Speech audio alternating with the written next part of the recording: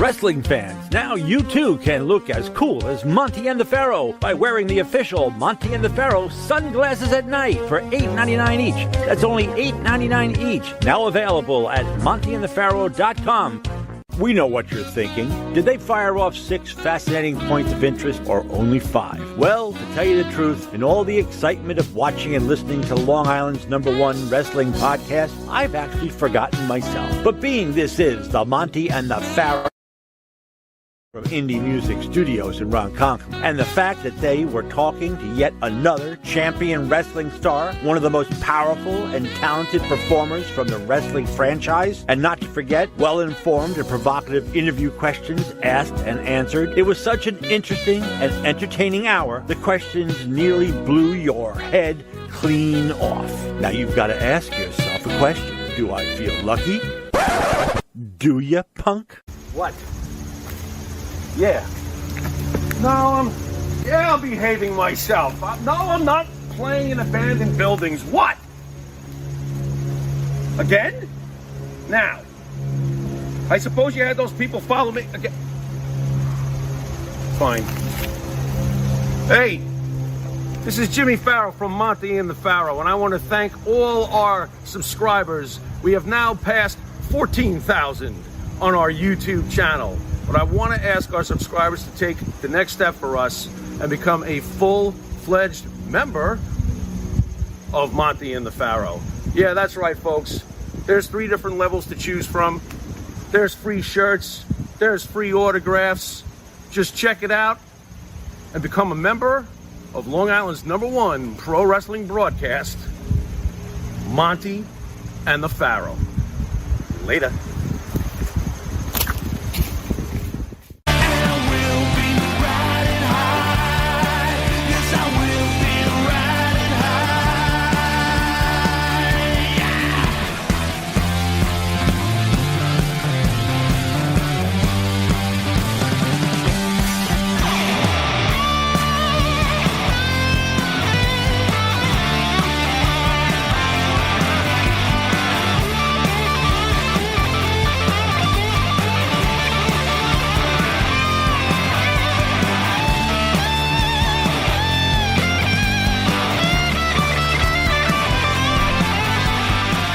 All right, welcome to Long Island's #1 pro wrestling broadcast, Monty and the Pharaoh, produced out of Indie Music TV, straight out of Ronkonkoma, Long Island.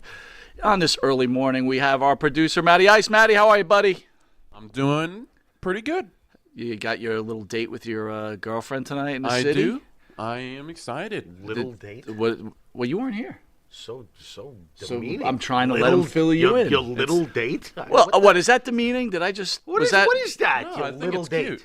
Isn't it a big night out in the city? It's not a little date, is it? I mean, she's little, so, you know. She's little. Yeah. Oh, she's... So what are the plans? Like, are we looking to get lucky tonight, or is it just going to be like holding hands? Now he's crying. What is going on here? I What? You don't need a date. Lovers to get don't tell. lucky. So it's You're just not a going fun to night Vegas. out. What happens in Vegas stays in Vegas. You're just going to the city, so spill it. All right, I'll make it a little easier for you. 1 to 10, what is she? Oh, I think she's a 10. She's a 10. Good Wow. answer, Matt. Wow, man, nice. You'll get some leg tonight for sure. David Lee Roth. Very good. I really 1985. don't need a date to get lucky, so.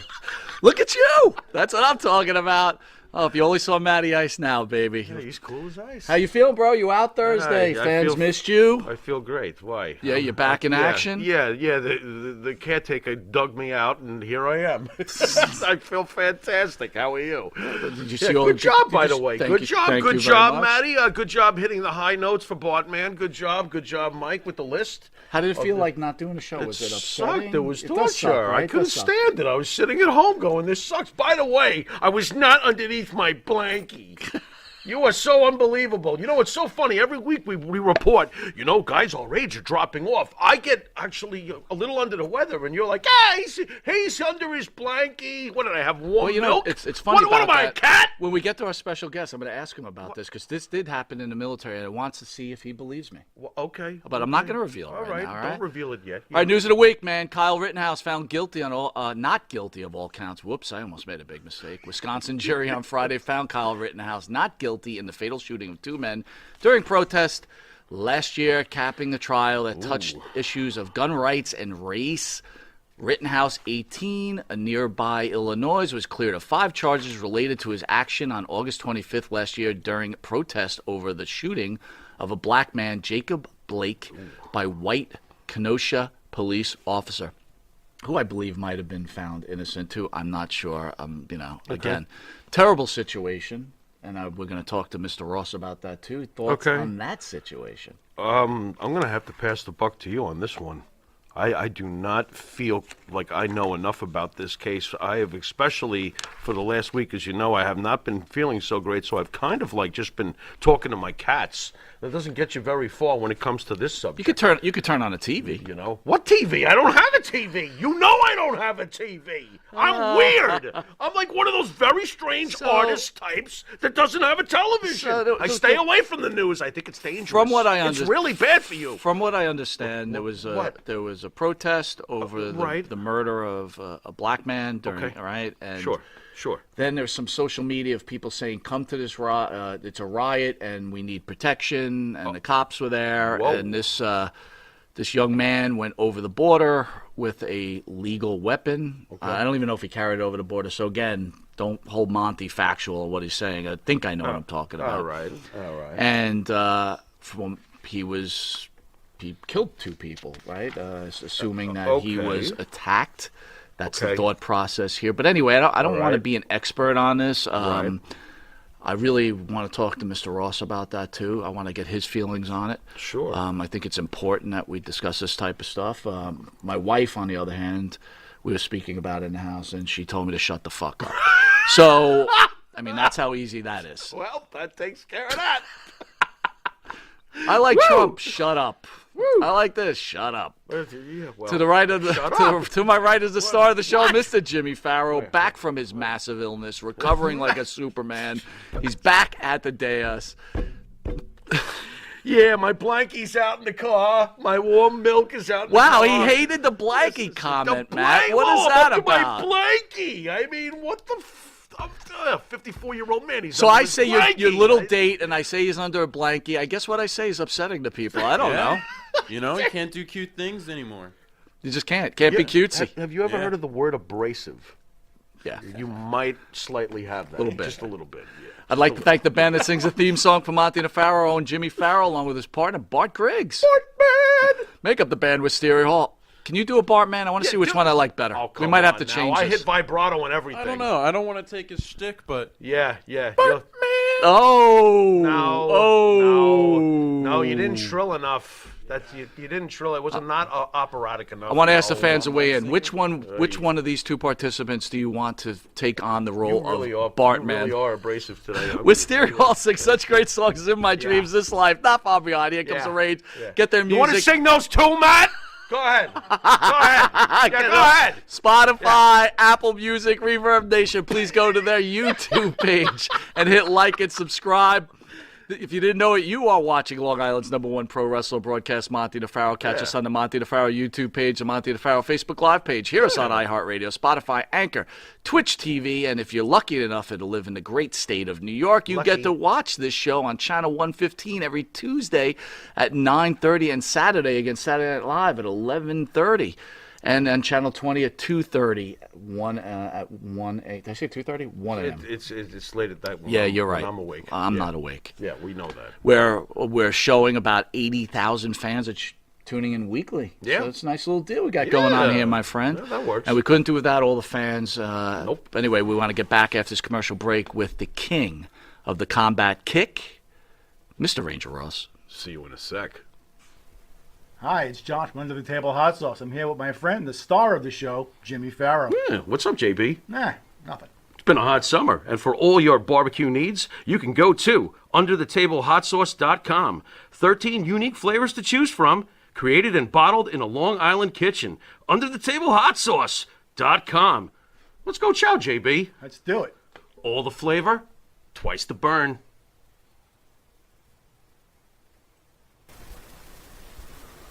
M&J Video Games and Collectibles, sport and non-sport cards, wrestling items, autographed items. We buy, sell, and trade. M&J Video Games and Collectibles, located at 1049 Queen Street, Southington, Connecticut.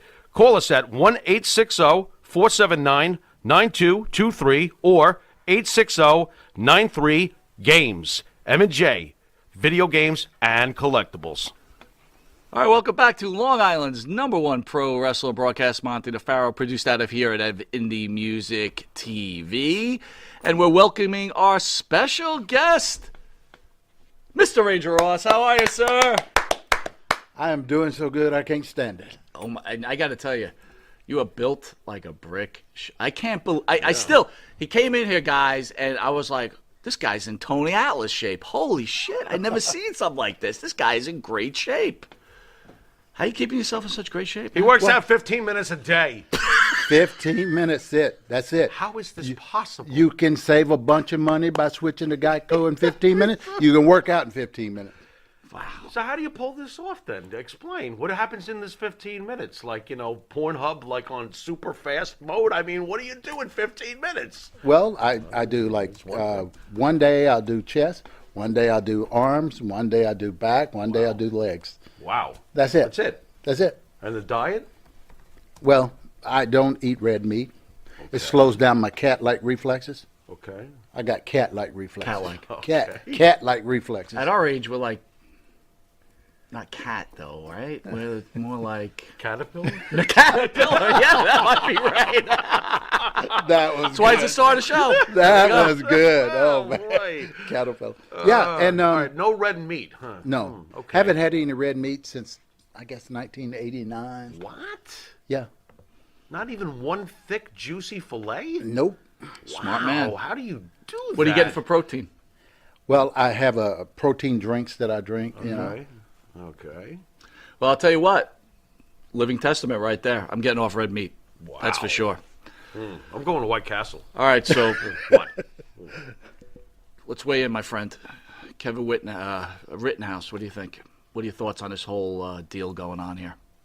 Well, I followed the trial closely, Good. and I saw no other verdict but not guilty. Because this kid was running for his life. These people were chasing him down, trying to hit him in the head with a skateboard. One guy, here's the kicker here. This should have just shut the trial down.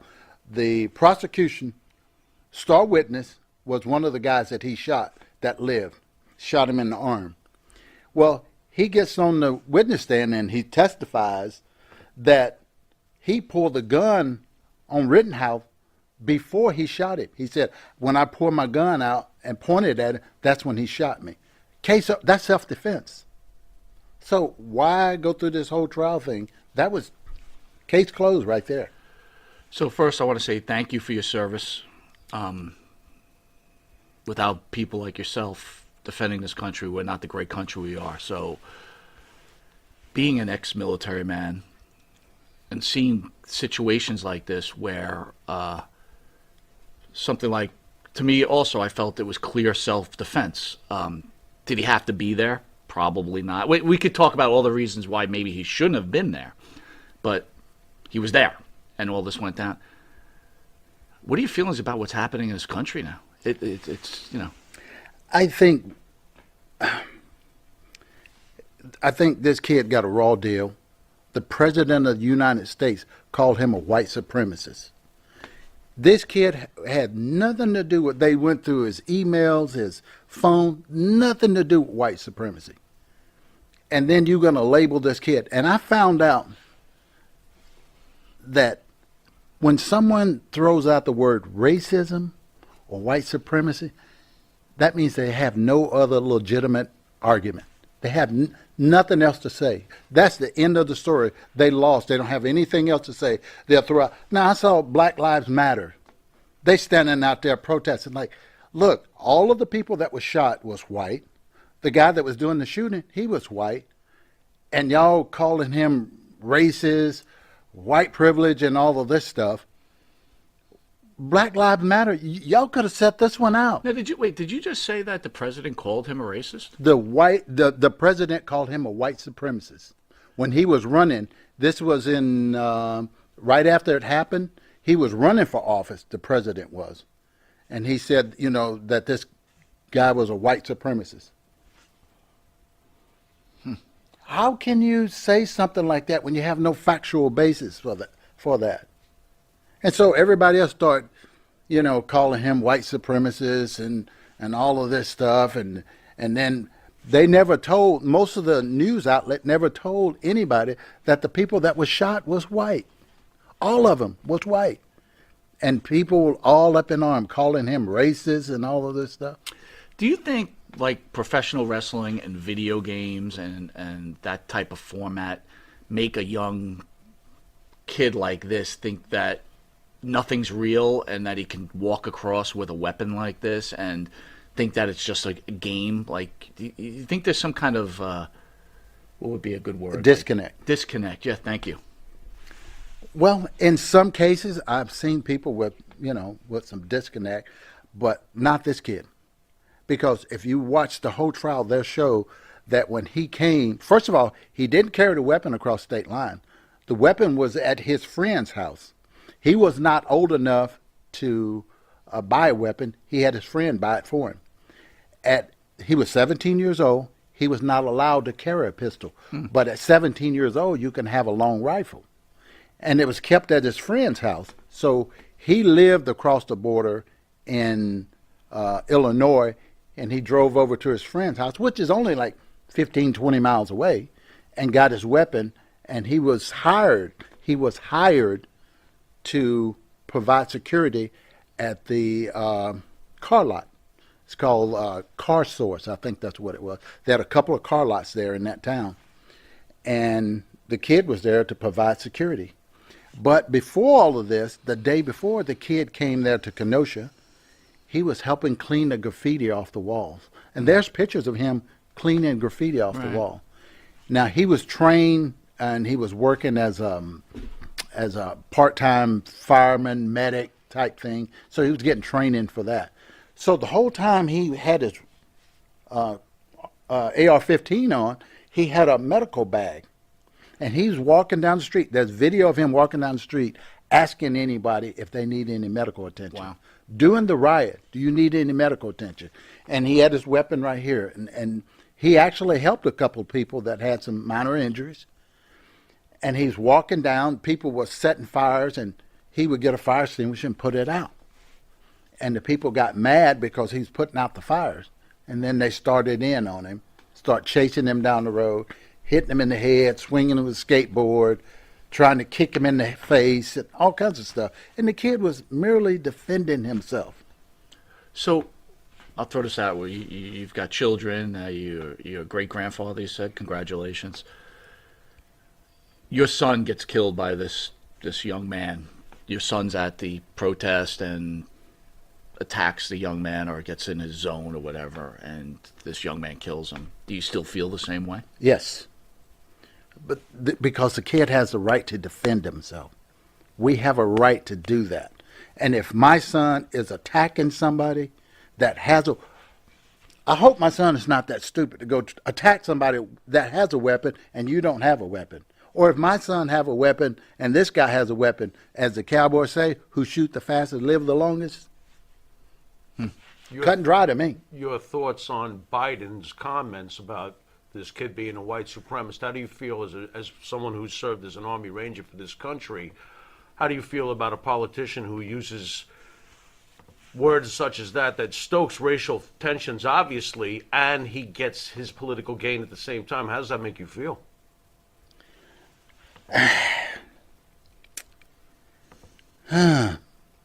Because to me, it doesn't get much more evil than that. I don't know where to start on that. And I was shocked that someone that's running for the office of the president would make a statement without having any factual basis. And that tells you all you need to know about, that person. I tell you, this is good words, sir. I mean, it's straight from your heart, and this is straight from someone who has defended this country. And speaking of that, Army Ranger, elite, right? I'm a former Army man myself. much respect to airborne rangers who, God knows what you did, but can you tell people what you did as an Army Ranger and what kind of skirmishes you might have gotten into? Well, my first skirmish was on the Iran rescue mission into Iran to rescue the hostages. That failed. And let me give you a disclaimer. Wasn't my fault. So don't blame me. Okay. So this is during the Reagan era or the Jimmy Carter? Jimmy Carter. Jimmy Carter. Okay. Jimmy Carter. You were part of the attempt Yes. to get them out that time. Yes. Wow. Unbelievable. That is Wow. incredible. Yes. What happened? What went wrong, if I can ask, if they'll let you even answer this question? Wow, that's great. What went wrong there? Because honestly, from what I remember, that cost Carter any shot of re-election. I mean, what went down? Well, there was a couple of things that went down.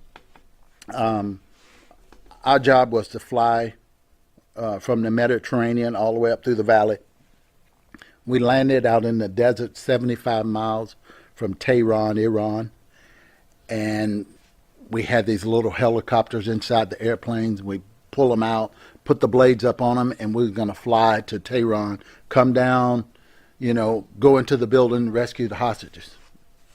Well, once we landed out there, they're trying to move the airplanes over to get the helicopter.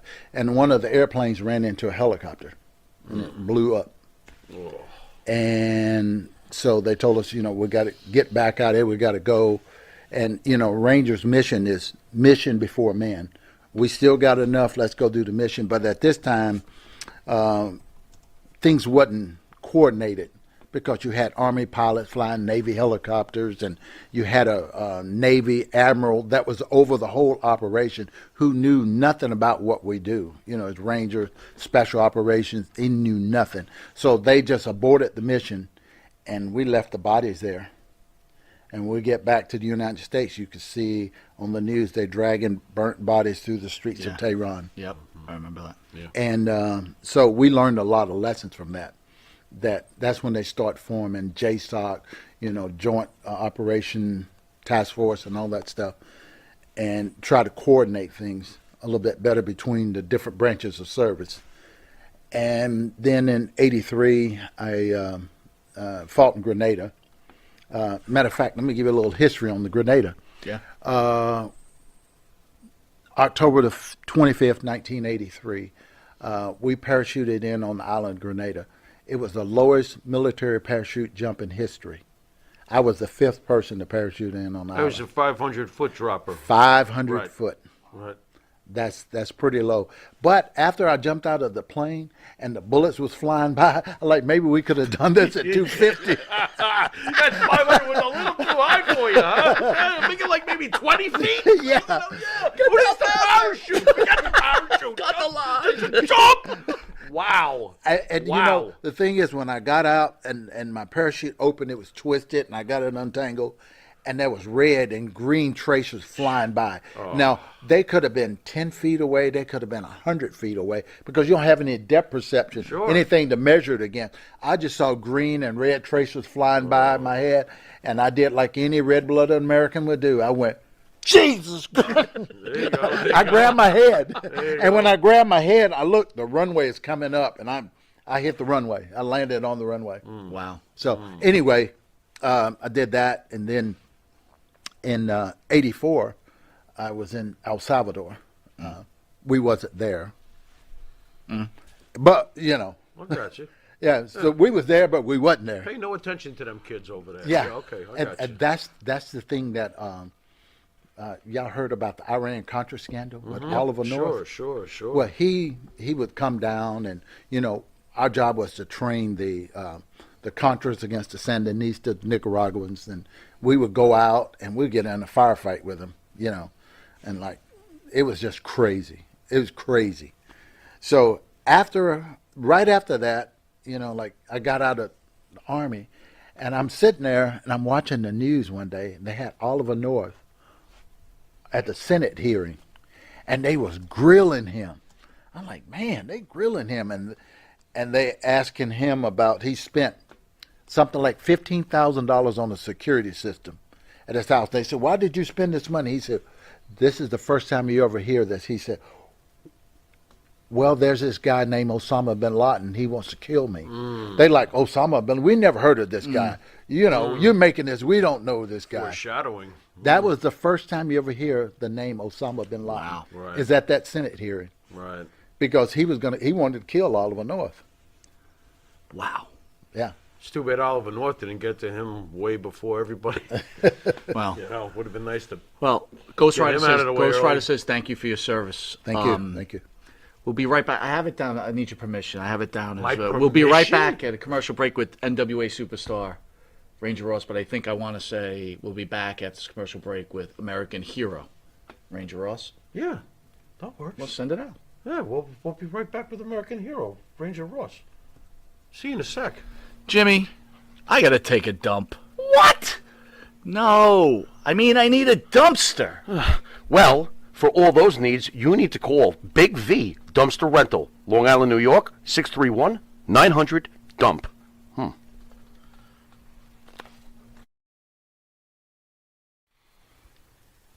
The Monty and the Pharaoh Show is brought to you by...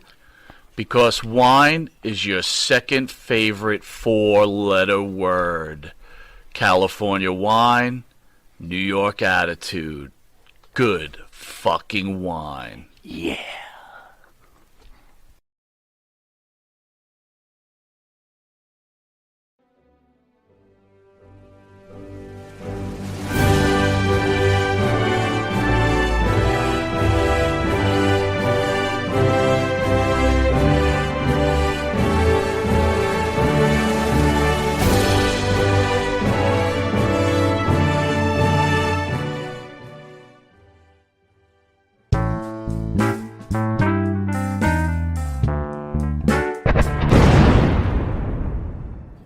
You need a body shop?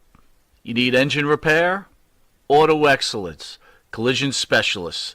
631-261-6420.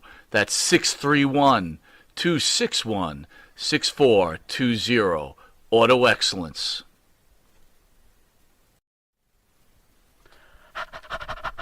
That's right, folks. Canine Corral for all your dog daycare and overnight care. Call 631-549-1544. That's 631-549-1544.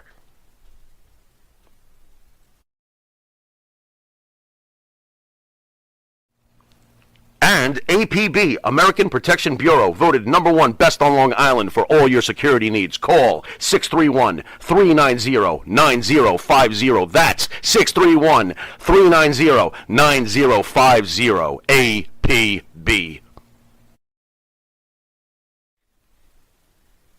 Jeff Quest, graphics design, custom vinyl lettering, and all your art and video needs. 516-317-8204. That's for Jeff Quest, graphic design.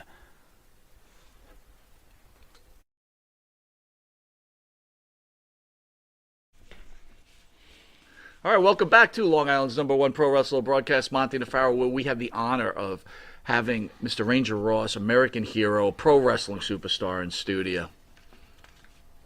Am I supposed to take over now? Yeah. Because You I don't get know. your Did you script ever? together, Did you right? ever ask him this All right, part, so- though? okay, What are you let's break talking into this. about? We don't. Those questions got skipped. There you go, buddy. And I'm supposed to know where we Yeah, are. I put the script together in He order, and skipped it's over- still he out of skipped- control. He skipped over all. Wait a minute. No, I didn't skip That was a over good it. question you skipped over. Anyway, where are we?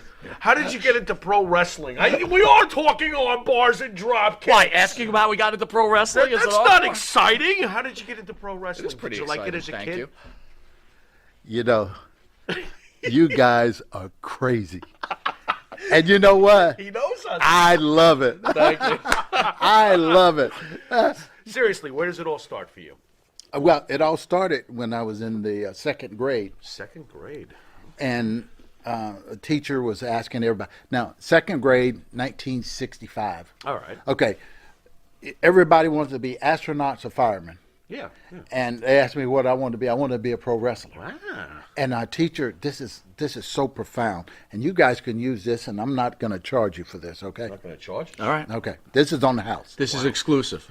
This is an exclusive right So, here. wait, Honesty is very important now, Mr. Ross. If you say this comment, I will record it, and then I will search every frigging interview you've ever done in your entire life. And I will personally find your number and say, you lied to me or you told me the truth. It's a semi-exclusive. Go ahead. Oh, you're giving him a break. You're giving him a pass. All right, go ahead. Sorry. I am. Go ahead.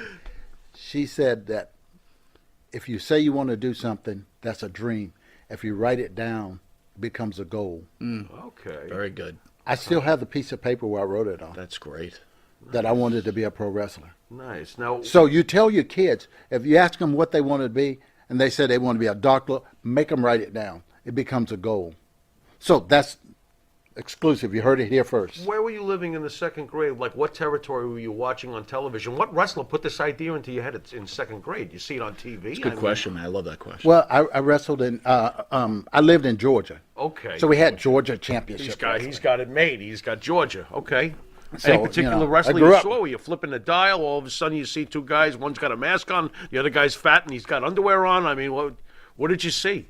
Do you remember? I love wrestling. Wrestling, it was, I mean, these guys was, you had the good guy, the bad guy, cheering for the good guy, and Who was your favorite?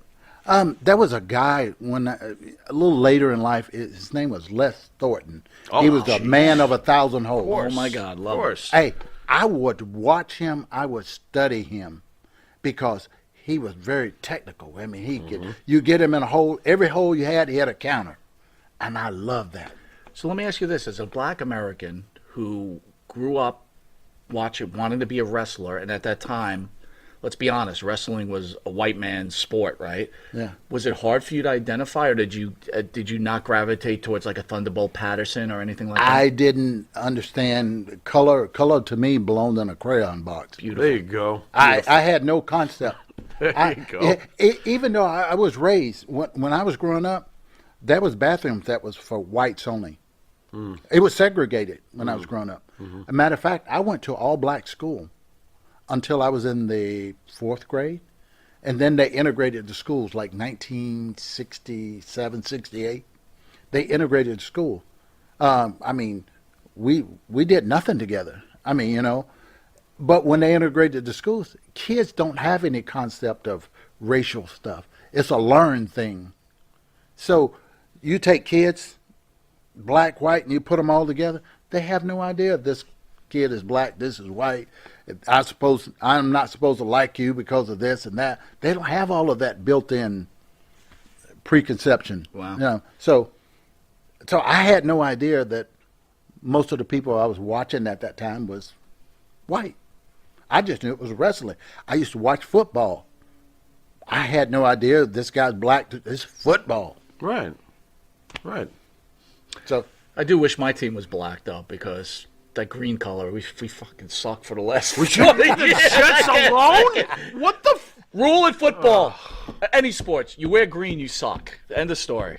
Right? That's right. What? No. What are the Green Bay Packers? Yeah, but that's pretty green. that is kind What are you talking about? Leave the Jets out of this anyway. I'm trying to get better, not sicker. What's wrong with you? Holy Zach Wilson. Ugh. oh god. I'm telling you, I really can't. By the way, you sounded like a very normal second grader, by the way. The colors is a crayon box. Yeah. The end. That's what a second grader should think. By the way, how strange was it when you did have integration? This is the 1960s. What was that like? Was it really that seamless when blacks and whites were put together in school? And you got to understand, I'm in the South. Yeah. I'm down in Georgia. Yeah. And when we finally went to school together, my best. I mean, What was that like? It was just like, I could tell you what it was. It was a little bit frightening, not because of the color of their skin or Okay. anything. It was a little frightening because they was way ahead of us. Meaning? As far as knowledge, books, Okay. and stuff like that. Okay. We were a little bit behind them. Their curriculum was a little bit more advanced than ours, and so when I got there, I had to try to catch up because what they was learning, we hadn't gotten to that part yet. Interesting. That's interesting. And so that was the only part that was a little different for me. It was, because when I left the all-black school and when I left the black school, I was like ahead of the class. I was like the top guy in the class. And I go over there, I'm at the bottom because, man, they were way ahead of us. So then when was the first time that you realized that there was racism in the United States? Like, when was your first experience with racism? Actually, I never experienced any racism in my little small town. I'm in a little small town called Ackworth, Georgia. Once they integrated everything was fine. I mean, my best friend was a white guy, and we grew up. We played together. We never had any issues. What is he from? The East Northport of Georgia? I guess. Yeah, It sounds really nice. We you never know? had any issues.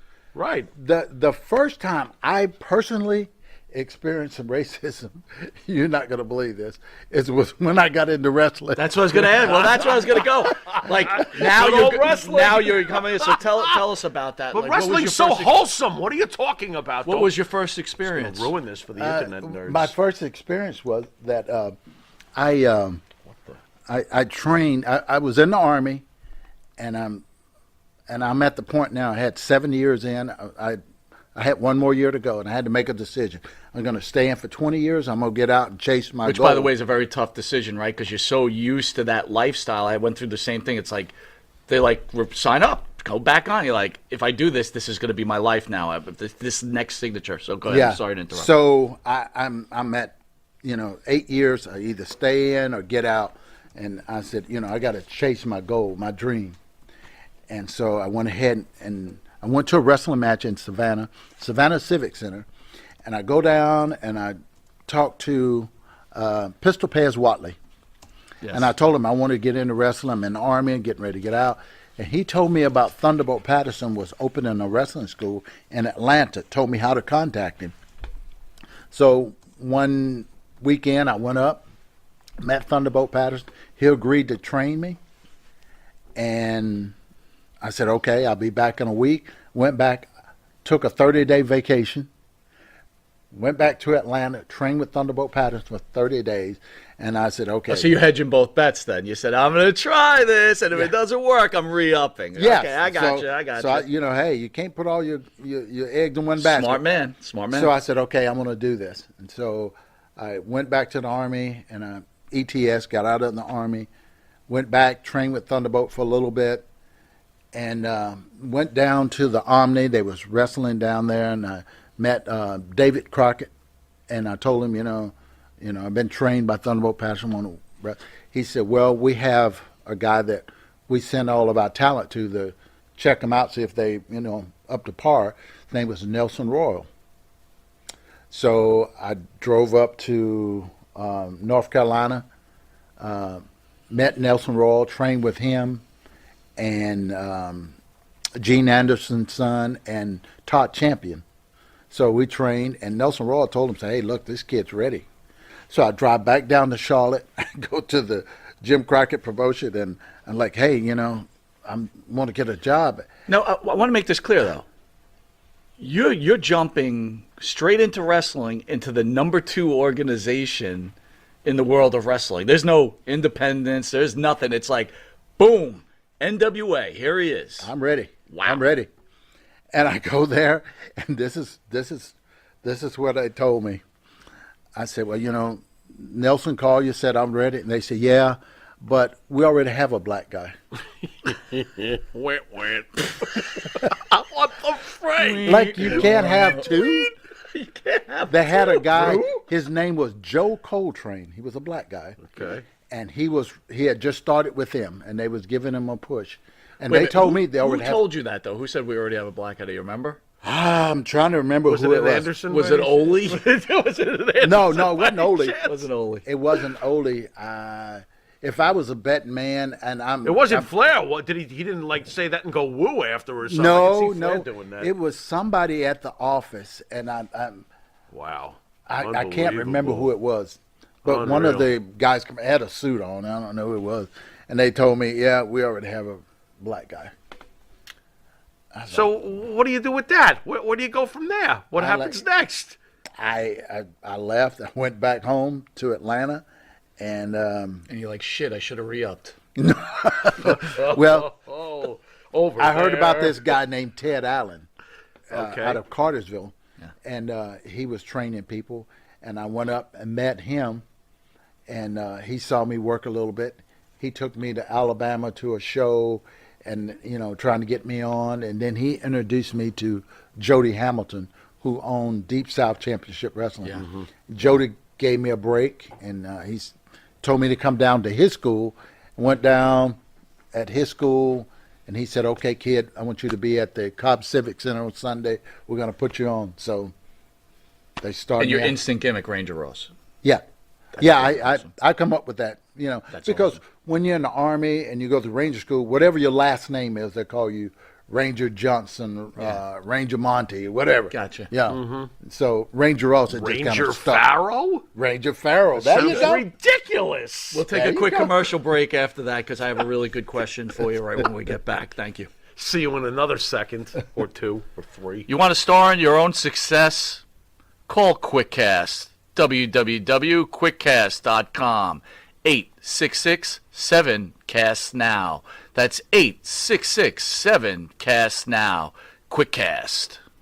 Start your own success. In the mood for a freshly roasted cup of coffee? www.offtherailscoffeeroasters.com.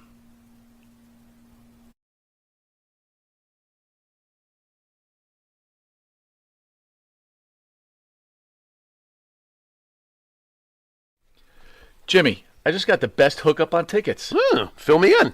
I went to www.seatslinks.com and ordered the best tickets with the best prices. Call 718-676-0504. SeatsLink, the complete ticket experience. Tell them Charles sent you. All right, welcome back to Long Island's #1 pro wrestling broadcast, Monty DeFaro, produced out of Indie Music TV in Ronkonkoma, New York, where we have the honor of having Ranger Ross, who's just killing it this morning. Killing it. So we're going to jump to this story. A lot of people know it, but we'd like to hear it on this show. In February 1996, you were arrested for bank robbery as the motorcycle bandit. Can you tell us what happened with that? Look, what made you do that? Okay. Excuse me. In 1994, going through a divorce, I had a small child involved, and paying child support, doing everything I'm supposed to do. And so the neat thing about it, my wife and I, we sat down and look, we're not going to make this a messy divorce. We started out like folks, we're going to end like folks. So we wrote down everything that we wanted. She was going to get this, I was going to get this, I was going to keep the house and all this. I was going to pay like $400 a month, child support for the daycare and all that stuff. So we're going to have joint custody. And she said, "You're going to get a lawyer?" I said, "I don't need a lawyer. Just take all of this that we wrote down, give it to your lawyer, and I'll just sign it, and we'll be done." So I go over to her house and give her the child support money. And she said, "This is not enough." I was like, "What do you mean?" She said, "Well, my lawyer said that I can get more than this." It's like, "What are you talking about?" She said, "My lawyer said I can get $750 a month." I was like, "Wait a minute. I took on all of the bills. I took on the debt of the house. I took on the child support and all of this stuff, and you want me to give you $750 a month and then take on all of the debt and the house and everything?" I said, "No." So then I had to go get a lawyer. And then when I went through my savings. I spent about $48,000 on lawyers. So I was at the point where I'm out of money. So I could have went to probably 10 friends and just asked them, "Hey, look, dude, I need to borrow about 10 grand or something like that." And I didn't. Let me tell you what that is. That's foolish pride. And I'm going to tell you something right now. If you got any foolish pride in you, you need to get rid of it. Because it caused me to do one of the most stupidest things that anybody could do. And instead of me just swallowing my pride and asking somebody for help, I just waited and waited. The debt started piling up, and I'm frustrated, about to lose my child, and all of that. And so I just thought of this crazy idea. Where can I get some money? Oh, the bank. That's where the money is at. So I went and I robbed the bank. And I felt so bad about it. I turned myself in. I don't know if you knew that or I knew not, that. but I turned myself in. And I ended up going to prison for that. But you know what? The thing that should have been the worst thing that happened in my life turned out to be one of the best things that happened in my life. Because it should have been bad, but it turned out good. I went to college, got a degree, learned a trade, got out, went into ministry, and my whole life changed. I made back what I lost and even gained more. So I'm in a great position right now. So everything worked out. Go ahead, tell us a little bit about your ministry. Yes, I went to seminary Okay. and got my degree in theology, biblical studies, and I am associate pastor at Mission for Life Church in Kennesaw. You can probably go on YouTube and see a bunch of my sermons on there, me preaching, and it changed my life. Like I said, it should have been the worst thing to happen, turned out to be the best thing to happen. You didn't even have a weapon on you when you held up that bank. No, Is that true? no. What'd you do? Put your finger through your shirt? I mean, how do you get them to give you the money? I don't want to make a joke of it, but seriously, how'd you do this? You just put your hand in your pocket and say, "Hey, look, give me the money," and they're trained to give you the money. Okay. So that's all you got to do. So when you're at home, you have the money and you can't concentrate. You're like, I just can't do this. Can you tell us how it felt making that decision to turn yourself in? That had to be such, because now you're gonna miss your daughter, your child's. Had you gotten away with it? Basically, if you didn't turn yourself in, did you get away with this? Yeah. Wow. The motorcycle. The thing is that conscience. Amazing. I got to tell you this. Before all of this happened, I had a calling to go into ministry, and I was like, God, I think you got the wrong guy. You got the wrong You guy. You got the right plan, but the wrong man. And I was like, no. Okay. And I fought it. Matter of fact, I went to church one day, and I went down. They asked anybody went, and I just could not stop crying. I was just boo-hoo, and everybody like, man, what's wrong with you? What's wrong with you? And I knew I had that calling, and I was running from it. There's a story in the Bible about Jonah. And most people don't realize how Jonah ended up in the belly of the whale. Well, I'm going to give you a little brief synopsis of it. God told Jonah to go down to Nineveh and preach to those people, those heathens down there. I'm not doing it. And he said, look at you. That's a biblical scholar over there. He is. And he said, was an I'm elder not also. doing it. I'm not doing it. He didn't like those people because they was heathens, and they had his folks in captivity for several years. So he got on a boat and went to Joppa, which is in the opposite direction. And when he got on the boat, God like, hey, look, I told you to do this. And he made the waves and the wind and the ship about to crash. And they go down like, hey, what's going on? Who did this? And he's like, okay, it's me. He said, look, if y'all just throw me overboard, y'all go on your way. And they like, no. So they try to row a little harder. And they got bad. They look, dude, we got to get rid of you. So they threw him overboard. And instead of him drowning, God prepared this large fish to come swallow him up. And he was inside the belly of the whale, and he said, Lord, if you let me out of here, I'll go do what you told me. So the whale spit him out onto the shore, and he went and preached to those Ninevites, and they got saved. So when I was in prison, I'm telling God, if you let me out of here, I'm going to go do what you told me to do. I'm not going to, because I learned that wherever you run, God is there, no matter where you're at. So I was in the belly of the whale. That's the prison. Oh, yeah. And I told him I was going to do what he told me to do. When he let me out, I went straight to work. So DiBiase's a preacher too. You're a preacher. Does that, being an ex-professional wrestler, does that help you preaching to people, or does it hurt you? No. It's people can understand, like, okay, this guy's been through something. Everybody has a testimony. You know, you've been through some stuff in your life. I haven't met a person yet that hadn't been through something. Yeah, I'm next to this guy all the time. That's my testimony. Oi.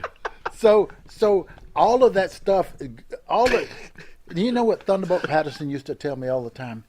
And he said, Ross, it took all of that to make all of this. It took everything I went through in my life to make me who I am today. It took everything that you went through your life, good, bad, and indifference, to make you who you are. Right. And so I have a platform. I have a platform that I was, military, Army Ranger, 253 parachute jumps. Wow. Combat 3 times. Professional wrestler. I have a platform, and so when I speak, I come from this platform, but I realize that I can't reach everybody. Let's say there's somebody that's in the congregation, they have a drug problem. Where if there's somebody that's in the ministry, been through drug addiction, they can reach that person better than I can. Right. I can reach the people that I can reach. All I have to do is I go out and I plant a seed and I water it, and hoping God get the increase. I might just plant the seed, you come along and water it, and then God get the increase. God's got a plan. God does things like that. He uses all of us. Now if you look through the Bible, the way Jesus, he taught through incidents, accidents, and adversities. He used everything around him to get his message across. And that's what we do now. He gave me a platform. He gave me a testimony. My life story is my testimony. Well done. What would you say to I'm sure you've seen some of this in your church too, and not to talk ill, but it's kind of a reality. What would you say to the over-the-top religious zealots who would say somebody like The Undertaker, who has portrayed an evil villain character his whole life, is going to burn, or Ozzy Osbourne, who was in Black Sabbath and there's bats on his album covers, well, he's surely going to burn?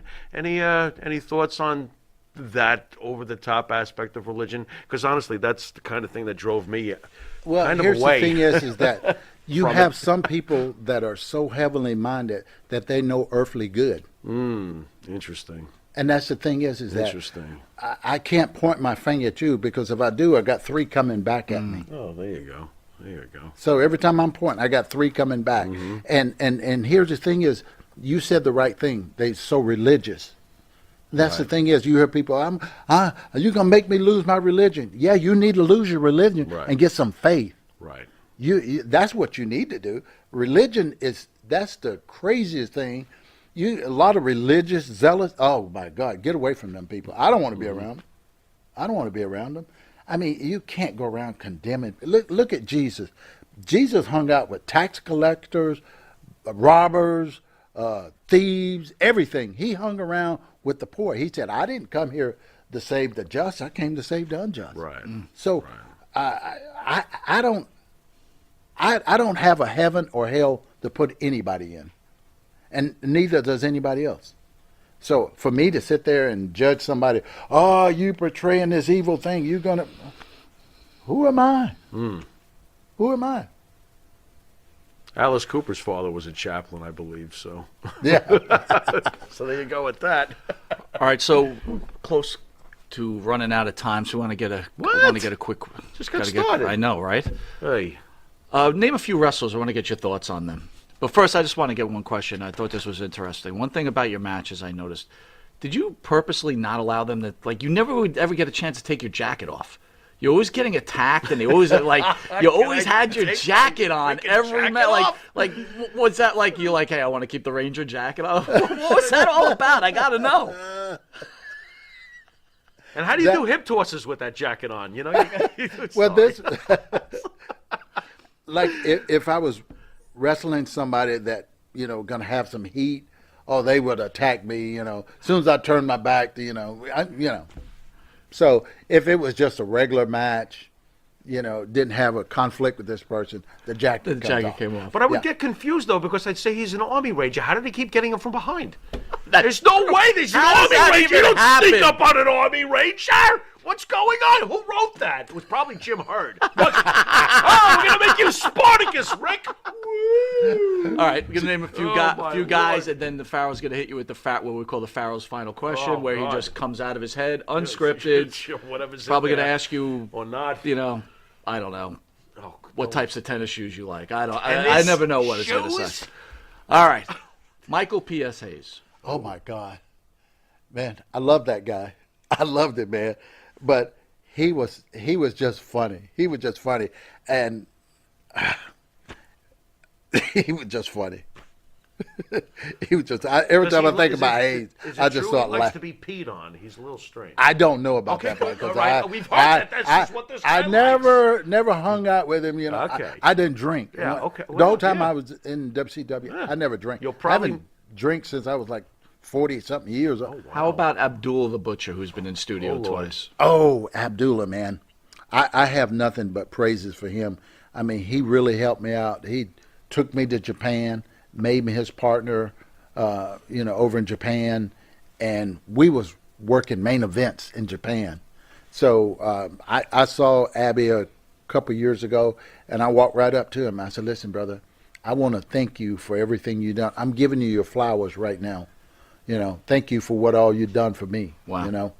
And here's the thing: is there's a lot of people that have that crab mentality. The crab mentality is you put a crabs in a bucket. Every time one get to the top, another one grab and pull him back down. Mm-hmm. Abby, he wasn't that way. He would pull somebody up, and he pulled me up. That's great. Interesting. How about Ron Simmons? Oh, love that guy. Me and Ron Simmons used to room together on the road, and on an off day we'd go fishing. We'd get a boat. We'd go out to West Point down in Georgia. We'd go fishing. Ron Simmons was, man, I had some great times with him. Jim Ross. Jim Ross. Let me tell you something. The guy was very, very good on the mic. Very good. I mean, he would talk about stuff and it was believable. The things that he was talking about. So Jim Ross, me and him, we was good. Tony Schiavone. One of the greatest voices in professional wrestling. I mean, I could sit and listen to anything he said. If he was reading Mary Had a Little Lamb, I'm gonna listen. All right, who's better, Ross or Schiavone? I'll take Schiavone. Wow. Look at that. Tony Schiavone's underrated. Tony I think Schiavone he's is underrated. I think Tony Schiavone's a great announcer. Great announcer. Still side with Ross a little bit. But, Who's the greatest announcer of all time? Oh, Gordon Soley. thank There you. you go. There we go. All right. That's it. Yeah, that works for us. Wait, one more thought on someone. Hey yo. I knew that was coming. Scott Hall. Well, Scott and Hall and I used to room together on the road also, and had some good times with him. But Smoke them. he liked to light them up and smoke them if you got them. Yeah. And them left-handed cigarettes too. So Shane Douglas and Johnny Ace would room right beside us, and so we finally switched. Me and Shane Douglas would room together, and Johnny Ace and Scott Hall would room together because they like to light them up and smoke them. Did Scott get jealous, angry that you didn't want to be around him because he was? Oh, lighting up? no, it was all good. not at all. No, he would rather be with Johnny Ace because they could. They could do that thing. Yeah, You could do yeah. that thing. All right, so this is probably the most important moment of your life. What? The Pharaoh's final question. He's gonna ask you Oh boy. out of that brilliant head of his. I'm a little nervous right now. Be ready. wanna be. Be ready. So here we go. Dude, I've been to combat 3 times now. I know. I've got 253 parachute jumps, and I am a pilot. I don't know if you know is like that. or not. parachuting without a parachute. Fucking Listen, I fly an airplane. I am a pilot, and I am nervous right now. Wow. This is. I'm nervous for you. Okay. I'm nervous for you. All right. Well, let's see what I got then. Being that you are an Army Ranger, and being that we normally like to do what's your Mount Rushmore, name me the 4 greatest military wrestling personas, in your opinion, in the history of this sport. Wow. That's a tough one. That is. Military persona. Like Like a Sergeant Slaughter. Okay. Don't start Colonel naming them. Yeah, okay, I got you. Sergeant Slaughter. And you can put yourself on there too. You know, you don't have to be humble, but you know, it's everything. Sergeant Slaughter, and I don't remember any other. How about Corporal Kirshner? I didn't think he was all that good. Neither did we, but you know. I didn't think he was all that Tell me there's good. not even 4 guys? This is terrible. You know, why couldn't you say, would it be fair to say Iron Sheik? No, he's not military. No. He's just a crazy Iranian. Yeah. G.I. Bro! All right, you got to come with a better No. question. You got to come with another question. Not G.I. Bro? No. Sergeant Slaughter, Corporal Kirshner, G.I. Bro, and John Rambo. What There about you- Colonel De Beers? And Rachel Ross. Colonel De Beers. Colonel See, De there was Beers? I some- don't know that. Dude, you know what? Let's pull back. That was a great question, but too. It was That's like a hard boy, test I'm question. more That's than like, good. that's like a test question. I'm like, yeah, that is a That's test. yeah, you're right. Go a little better, like a all different right, than all that. right. Give me your version. You've served in the military. Give me your version of the Mount Rushmore for presidents. If it could be your your 4 Now that's greatest- a good one. Your 4 Ronald great- Reagan? Ronald Number one? Reagan. Number one. Number one, There we baby. go. Number one. There we go. Number Nice. one, Ronald Reagan. Reagan. Trickle down my ass. I'm being that liberal asshole over there. Okay, Teddy yeah. Roosevelt. Yeah. I love that. I Nice. love that. That's great. I would go with Donald Man. Trump. Donald Trump. Big Don, Oh, my number- God. Wow. There you go. Wow. And then I have to take good George Washington. Okay. I would have to throw George. Washington, Yeah, he was a Reagan. soldier, man. Wow. He was What a general. Lincoln, like a little right close. Yeah, I would throw Lincoln. could Yeah, get he in there would a little bit. He would come in there a little bit. Yeah, he did some great things. You know. Okay. All right. Okay. Yeah, That's not bad. Interesting. All right. Well, we recovered, okay? I could tell you Lincoln was in. Maybe I ought to throw Lincoln in there above Washington because Lincoln was in there doing some turmoil, man. When they had the division between the states and the Civil War, and he's trying to hold everything together. Now I'm gonna throw Lincoln in there. I'm gonna put George to the top. Where does good old Jimmy Carter rank? Well, he was a good old guy. He was a good guy, but as far as being a president, no, not at all. George has got to get bonus points for military though, with the bleeding ankles going down to Delaware with the ice and wrapping his. By the way, Davio George is a tough guy. says Pittman, Colonel Pittman. Colonel was a Sergeant Pittman, right? Sergeant Pittman. Yeah, this question was terrible, Farrell. Yeah. It's a hard question. It was. I That's a figured stumper. Slaughter Yeah. and a couple Anyway. of other guys, but you know. Where are you going to be? What are you doing for the rest of the weekend? I'm going to Albany, New York today, and I'll be up there today and tomorrow, and back to Atlanta tomorrow evening. Well, I got to tell you, on a personal basis, again, thank you for all you've done for this country. Thank you for what you've done for the sport of wrestling. And the third, thank you for preaching the word of God and trying to correct people and get them in the right frame of thoughts. Farrell, you got any last words? Yeah. Thank you. Thank you, brother. Thank you for everything. Great guest. Thank you. Thank you. All right, with that, we want to thank the great Ranger Ross. I want to thank you guys for joining Long Island's #1 pro wrestling broadcast. We'll be back in about 5 minutes with NWA, WCW.